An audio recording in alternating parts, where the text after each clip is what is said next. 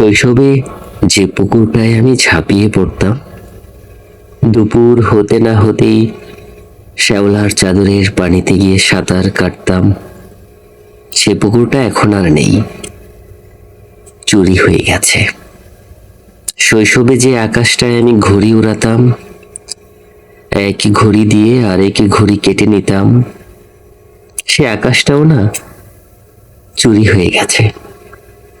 কে জানে কে চুরি করে নিয়ে গেছে? কে জানে আমার পুকুর, আমার আকাশ চুরি করে কে কোথায় নিয়ে লুকিয়েছে? তবুও যদি কেউ আমার শৈশবের সেই পুকুর, কেউ আমার শৈশবের সেই আকাশ চুরি করে নিয়ে ভালো থাকে, থাকুক, এতে আমার কোনো দুঃখ নেই। এতে আমার কোনো দুঃখ হয়ও না কখনো। আমার শুধু আক্ষেপ হয় আমার চুরি হয়ে যাওয়া শৈশবের সেই পুকুরের জন্য, আমার চুরি হয়ে যাওয়া শৈশবের সেই আকাশের জন্য যে দুঃখ হয়। এই দুঃখগুলো তো কেউ চুরি করে নিল না। এই দুঃখগুলো যদি কেউ চুরি করে নিত, তাহলে হয়তো আমার জীবন আর শৈশবে ফিরে যেতে চাইতো না। শৈশবও হয়তো আর যন্ত্রণা পেত না। এখন আমার শৈশবের বড় যন্ত্রণা হয়, বড় যন্ত্রণা। আমার যখন সময় ছিল, আকাশ ছিল, পাখি ছিল, পাহাড় ছিল, সমুদ্র ছিল, অর্থ ছিল, অস্ত্র ছিল, সে সময় তোমরা ছিলে না। আমার এখন সময় নেই, আকাশ নেই, পাখি নেই, পাহাড় নেই, সমুদ্র নেই, অর্থ নেই, অস্ত্র নেই। এখন তোমরা আছো। এখন তোমরা আমাকে হাসাও, কাঁদাও, এখন তোমরা আমাকে ভাসাও, ডুবাও, এখন তোমরা আমাকে ভাঙো, গড়ো, তোমাদের যা ইচ্ছে হয় এখন তোমরা আমাকে তাই করো। এখন আমি তোমাদের কাছে মানুষ নই, হয়ে গেছি পুতুলের মতো। তাই হয়তো আর দেখাতে পারি না, বোঝাতে পারি না আমার বুকে আছে সময় হারানোর কত ক্ষত। এখন আমি তোমাদের খেলার পুতুল, যখন তখন আমাকে নিয়ে তোমরা খেলো, যেভাবে ইচ্ছে সেভাবেই তোমরা কাটা ঘায়ে লবণ ছিটানোর মতো করে আমার ক্ষত স্থানে তোমাদের সময় মেলে ধরো। এক জীবনে আমি কত কি যে হারিয়েছি, ঘর হারিয়েছি, সংসার হারিয়েছি, পথ হারিয়েছি, মানুষ হারিয়েছি, যা ছিল তার সবই হারিয়েছি। এত কিছু হারানোর পর আর কি থাকে হারানোর বাকি? এর চেয়ে বেশি কিছু কি আর এক জীবনে থাকে?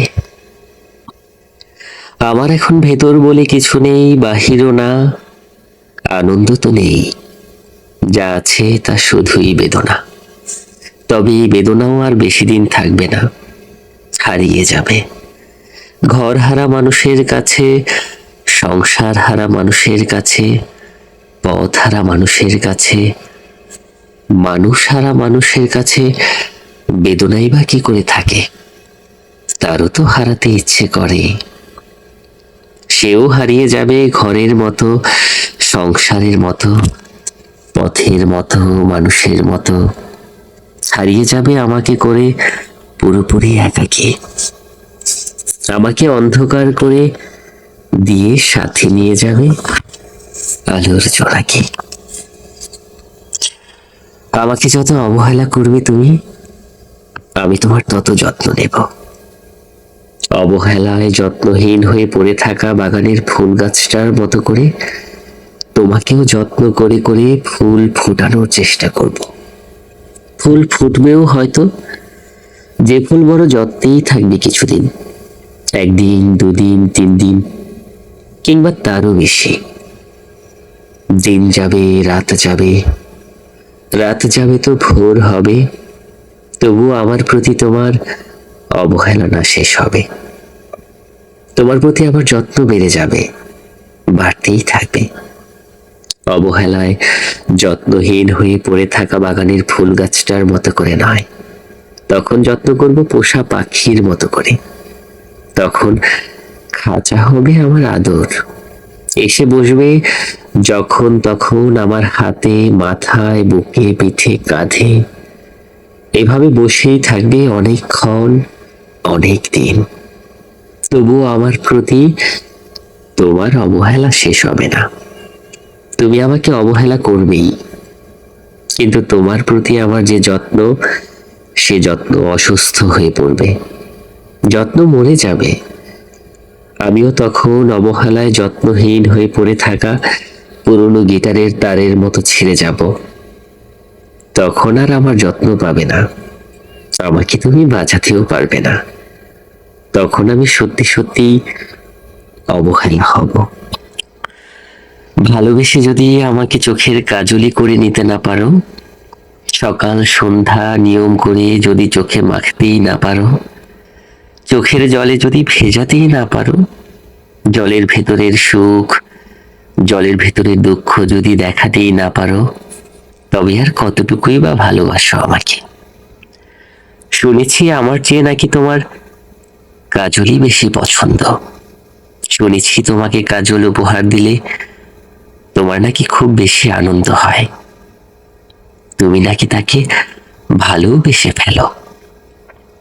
অথচ আমি বোকার মতো তোমাকে উপহার দিয়েছি ফুল।